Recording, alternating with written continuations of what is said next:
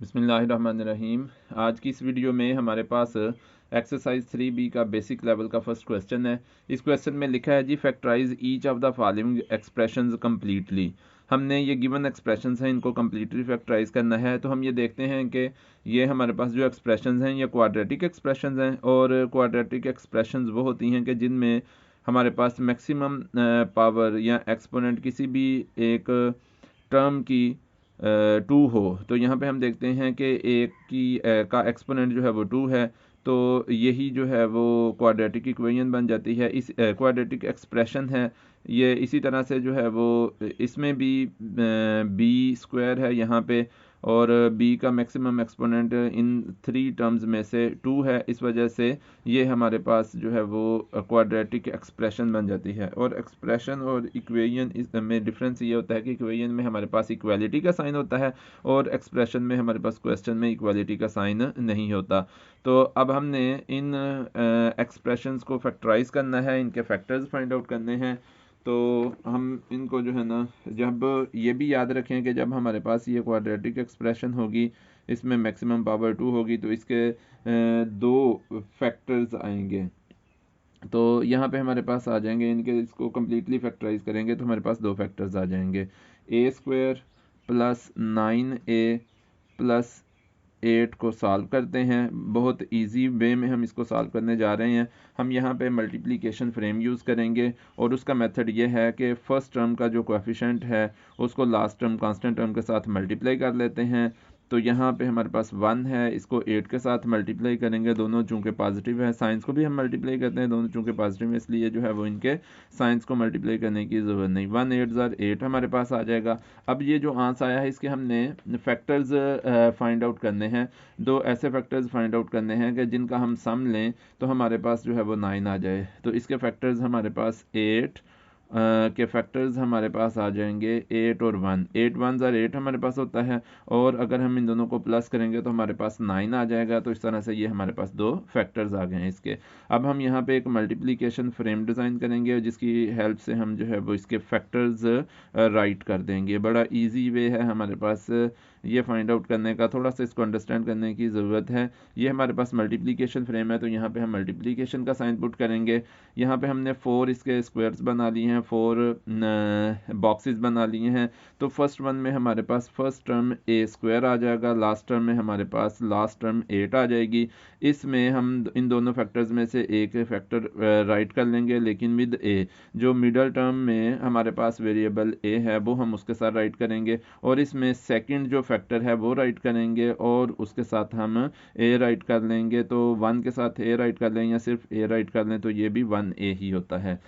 यानी कि 1A बेशक राइट कर लें या सिर्फ ए कर लें, क्योंकि ए का कोएफिशिएंट 1 ही होगा वहाँ पे। अब हमने जो है ये अपने बॉक्सेस फिल कर लिए हैं। दोबारा से हम देखते हैं कि फर्स्ट वाले बॉक्स में हमने फर्स्ट टर्म को पुट करना है, लास्ट वाले बॉक्स में लास्ट टर्म को पुट करना है, और इन 2 बॉक्सेस में यहाँ पे जो हमने फैक्टर्स फाइंड आउट करे हैं किए हैं, जिनका सम जो मिडल टर्म का कोएफिशिएंट है वो आएगा 8 + 1 9 आएगा। वो वाले फैक्टर्स हमने यहाँ पे पुट कर देने हैं, और with variable of the middle term. A है जो हमारे पास यहाँ पे मिडल टर्म के साथ वेरिएबल या अननोन ए है, वो यहाँ पे हमने उसके साथ उन फैक्टर्स के साथ पुट कर देना है। अब यहाँ पे हम ए को किस से मल्टीप्लाई करें कि ए स्क्वायर आ जाए, या ए को, ये ज़्यादा सिंपल होगा कि इसके यहाँ पे एक ऐसा नंबर हमने लेना है कि जिसको मल्टीप्लाई करें किसी नंबर के साथ तो हमारे पास 8A आ जाए। क्योंकि हम यहाँ पे हम मल्टीप्लिकेशन फ्रेम यूज़ कर रहे हैं, हमने मल्टीप्लाई करना है नंबर्स को।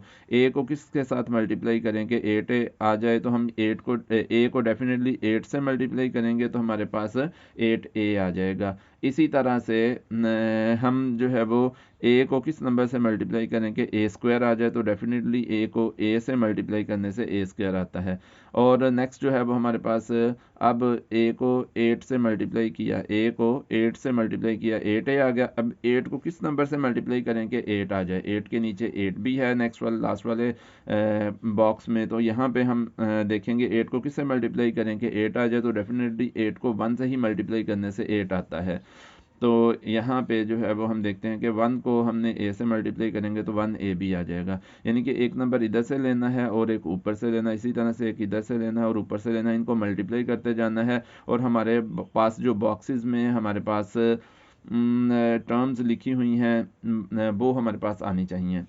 तो जब हमारे पास इस तरह से आ जाएं तो फिर हम देखते हैं कि यहाँ पे हमारे पास जो है वो होगा इस तरह के। ये जो बाहर हमारे पास नंबर्स हमने लिखे हुए हैं ये इसके फैक्टर्स हैं, ये a² + 9a + 8 के ये फैक्टर्स हैं। तो पहला जो हमारे पास आ जाएगा a+1, यानी कि जो भी इनके साथ साइंस होंगे वो साथ लिखे जाएंगे। a है और 1 है तो a1 नहीं लिखेंगे, a प्लस पुट करके 1 आ जाएगा। और दूसरा यहाँ पे हमारे पास आ जाएगा जी a+8। ये हमारे पास इसके फैक्टर्स आ जाएंगे पार्ट ए के। पार्ट बी की तरफ आते हैं। अब क्योंकि ये फर्स्ट क्वेश्चन होता है, फर्स्ट क्वेश्चन में ये होता है कि सारा कुछ एक्सप्लेन करना होता है, इस वजह इस पर ज़्यादा टाइम लग जाता है फर्स्ट पार्ट पे। अब हम सेकंड पार्ट की तरफ आते हैं और इसको सॉल्व करते हैं। तो सेकंड पार्ट हमारे पास है b², नेक्स्ट है जी +8b +15 हमारे पास है जी b² + 8b +15 हमारे पास है। तो हम क्या करेंगे, वही मेथड है कि फर्स्ट टर्म को लास्ट टर्म के साथ मल्टीप्लाई करना है। 1 को 15 से मल्टीप्लाई करेंगे तो हमारे पास 15 आ जाएगा, साइंस भी पॉजिटिव ही आएंगे। अब 15 के हमने दो ऐसे फैक्टर्स फाइंड आउट करने हैं कि जिनका सम हमारे पास मिडिल टर्म का कोएफिशिएंट आ जाए 8 आ जाए।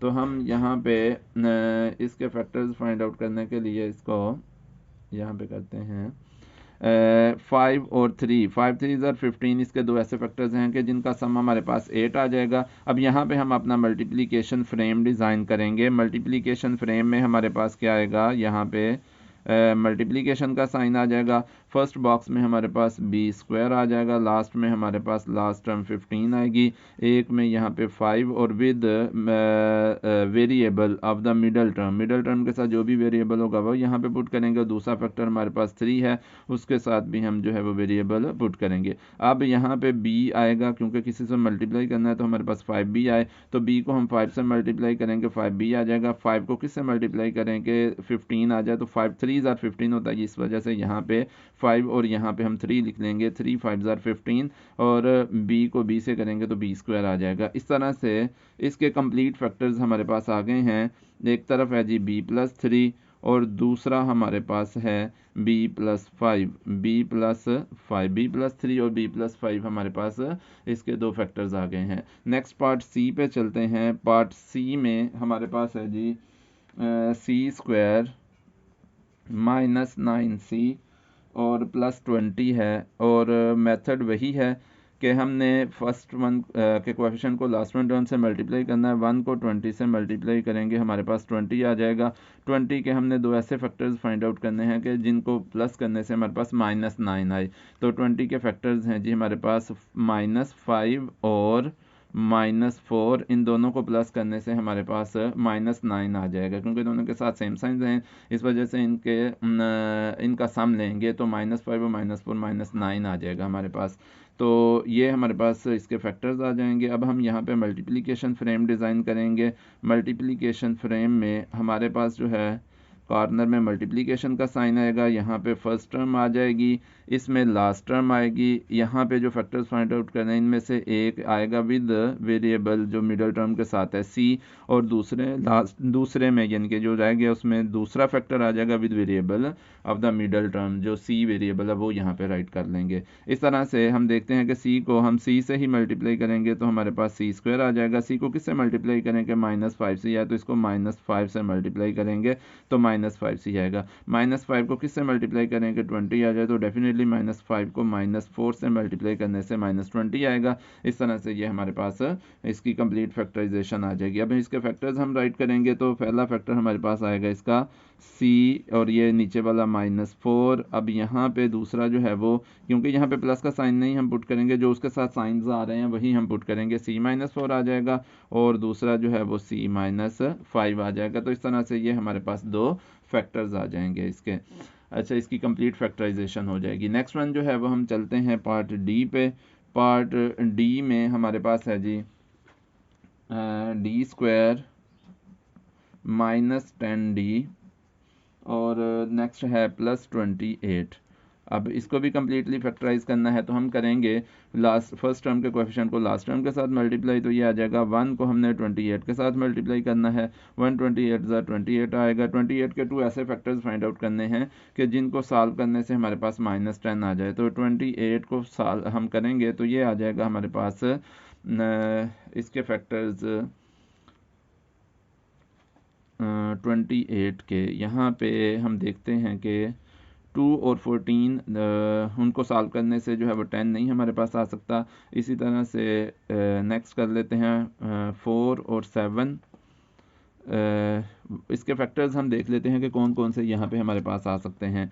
1 को 28 से मल्टीप्लाई करेंगे, उनको सॉल्व करने से 28 नहीं आ सकता। नेक्स्ट 2 और 14 को सॉल्व करने से 10 नहीं आएगा। उसके बाद आ जाएगा हमारे पास, सॉरी यहाँ पे थोड़ी सी मिस्टेक हो गई है, इस वजह से जो है वो प्रॉब्लम हो रही है कि पार्ट डी को हमने थोड़ा सा गलत लिख लिया है। यहाँ पे हमारे पास है d² -16d है, इस वजह से जो है वो प्रॉब्लम हो रही थी। d² -16d + 28 है, तो यहाँ पे इस वजह से प्रॉब्लम हो रही। तो हमारे पास जो है वो इसके दो फैक्टर्स जिनको मल्टीप्लाई करने से हमारे पास जिनको सॉल्व करने से प्लस या माइनस करने से हमारे पास 16 आ जाए, तो वो होंगे 14 और 2। -14 को मल्टीप्लाई करना है जी -2 के साथ, तो ये हमारे पास 28 आ जाएगा। इस तरह से हमारे पास आ जाएंगे इसके फैक्टर्स, -14 और -2 को प्लस करेंगे तो -16 आ जाएगा। ये दो फैक्टर्स आ जाएंगे। अब यहाँ पे हम मल्टीप्लिकेशन फ्रेम अपना डिज़ाइन करेंगे। थोड़ी सी प्रॉब्लम हो गई थी, क्वेश्चन जो है उसमें मिस्टेक हो गई थी, इस वजह से थोड़ा सा मसला हो गया इस पार्ट में। चलें, अब ये जो है वो क्लियर हो गया है। पहले नंबर पे हमारे पास आ जाएगा फर्स्ट टर्म, लास्ट बॉक्स में आ जाएगी लास्ट टर्म। यहाँ पे जो हमने फैक्टर्स लिखे हुए हैं -14 with variable of the middle term D, यहाँ पे वेरिएबल आ जाएगा, और दूसरे फैक्टर के साथ भी डी आ जाएगा। इस तरह से डी को डी से मल्टीप्लाई करेंगे तो d² आ जाएगा। डी को हम डेफिनेटली -14 से मल्टीप्लाई करेंगे तो -14 से मल्टीप्लाई करेंगे -14d। -14 को किससे मल्टीप्लाई करें 28 आ जाए, तो -14 को डेफिनेटली -2 से मल्टीप्लाई करने से 28 आएगा। इस तरह से हमारे पास इसके कंप्लीट फैक्टर्स आ जाएंगे, कंप्लीट फैक्टराइजेशन हो जाएगी d-2, और दूसरा आ जाएगा हमारे पास d-14 जी, ये हमारे पास आ जाएगा। अच्छा, डी के बाद हमारे पास जो है वो पार्ट ई है। ई पार्ट को अब हम ध्यान से राइट करते हैं ताकि कोई मिस्टेक ना हो। तो ये हमारे पास आ जाता है जी f² +6f, और नेक्स्ट आ जाता है -16, ये हमारे पास आ जाएगा। इसको हमने सॉल्व करना है, तो यहाँ पे उसी तरह से फर्स्ट टर्म को फर्स्ट टर्म के कोएफिशिएंट को लास्ट टर्म से मल्टीप्लाई करेंगे। 1 को -16 से मल्टीप्लाई करेंगे तो हमारे पास -16 आ जाएगा। अब हमने -16 के फैक्टर्स फाइंड आउट करने हैं कि जिनको सॉल्व करने से हमारे पास 6 आ जाए। तो 8 2 16 होता है, यहाँ पे हम जो है वो 8 पॉजिटिव लेंगे और 2 जो है वो नेगेटिव लेंगे। उसकी रीज़न ये है 8 2 16 आ जाएगा, और इन दोनों को सॉल्व करने से हमारे पास यहाँ पे +6 आना चाहिए। 8 बिगर है उसका साइन आएगा, इन दोनों के साथ डिफरेंट साइंस हैं, इस वजह से इनका डिफरेंस लेंगे, डिफरेंट साइंस हैं तो डिफरेंस लेंगे, तो 8 में से 2 माइनस करेंगे तो 6 आ जाएगा। तो +6 आना चाहिए था, वो हमारे पास ये फैक्टर से आ जाएगा। तो यहाँ पे हम इसके फैक्टर्स राइट करेंगे। इन फैक्टर्स में से यहाँ पे हमारे पास मल्टीप्लिकेशन का साइन, ये हमारे पास फर्स्ट वाले बॉक्स में फर्स्ट टर्म आ जाएगी, लास्ट वाले में -16 लास्ट आ जाएगी। याद रखना है कि अगर नेगेटिव टर्म है तो उसका साइन भी साथ ही राइट करना है। फिर इसके फैक्टर्स में से यहाँ पे हमारे पास 8 और मिडल टर्म का जो वेरिएबल है वो आ जाएगा, और यहाँ पे -2 और साथ में f आ जाएगा। अब हम f को f से मल्टीप्लाई करेंगे तो हमारे पास f² आ जाएगा, और f को हम किससे मल्टीप्लाई करेंगे 8f आ जाए, तो डेफिनेटली 8 से मल्टीप्लाई करेंगे। f को 8 से मल्टीप्लाई करेंगे 8f आ जाएगा। इसी तरह से 8 को किससे मल्टीप्लाई करेंगे -16 आ जाए, तो -2 से मल्टीप्लाई करने से -16 आ जाएगा। तो इस तरह से हमारे पास आ जाएंगी जी f-2 इंटू f-2 आ जाएगा, और साथ में f+8 आ जाएगा। f-2 और f+8 इसके फैक्टर्स आ जाएंगे। नेक्स्ट वन जो है वो हमारे पास ई के बाद f पार्ट है जी। f पार्ट में हमारे पास आ जाएगा h² +2h, और आगे हमारे पास आ जाता है -120। तो इनको जो है वो सॉल्व करना है। डेफिनेटली फर्स्ट टर्म जो है उसके कोएफिशिएंट को लास्ट टर्म के साथ मल्टीप्लाई करना है। 1 को -120 से मल्टीप्लाई करेंगे तो आंसर -120 ही आएगा।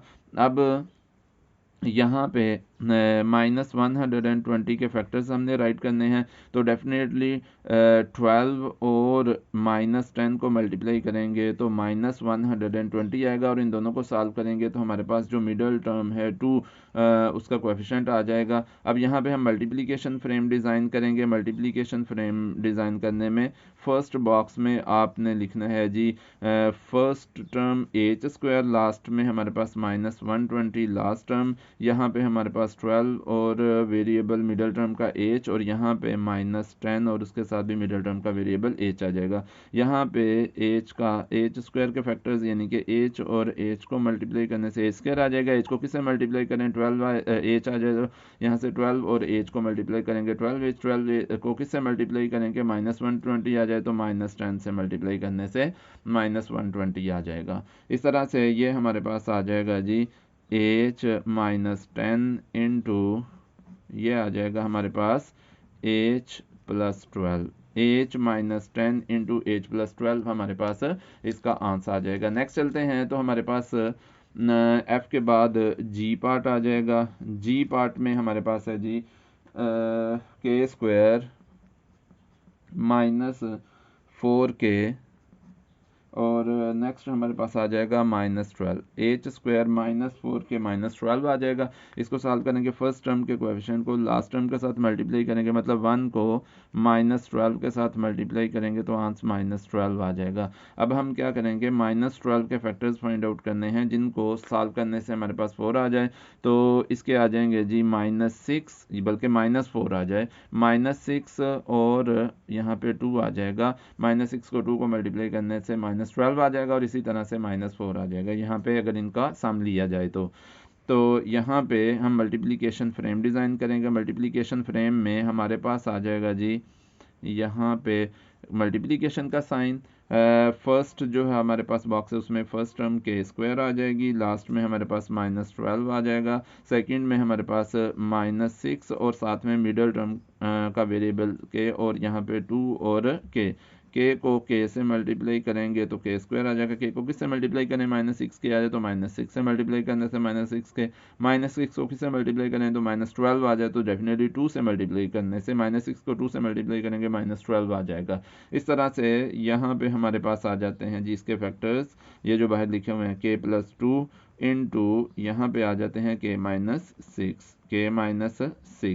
नेक्स्ट चलते हैं तो g के बाद हमारे पास आ जाएगा पार्ट h पार्ट में हमारे पास जो कि इसका लास्ट पार्ट है उसमें हमारे पास है जी m² -20m, और साथ में हमारे पास है जी -21। अब यहाँ पे हम फर्स्ट टर्म के कोएफिशिएंट को लास्ट टाइम मल्टीप्लाई करेंगे, यानी कि 1 को मल्टीप्लाई करेंगे -21 से, तो हमारे पास आ जाएगा -21। अच्छा, अब इनको हमने -21 के फैक्टर्स फाइंड आउट करने हैं कि जिनको सॉल्व करने से -20 हमारे पास आ जाए आंसर जो मिडल टर्म का कोएफिशिएंट है।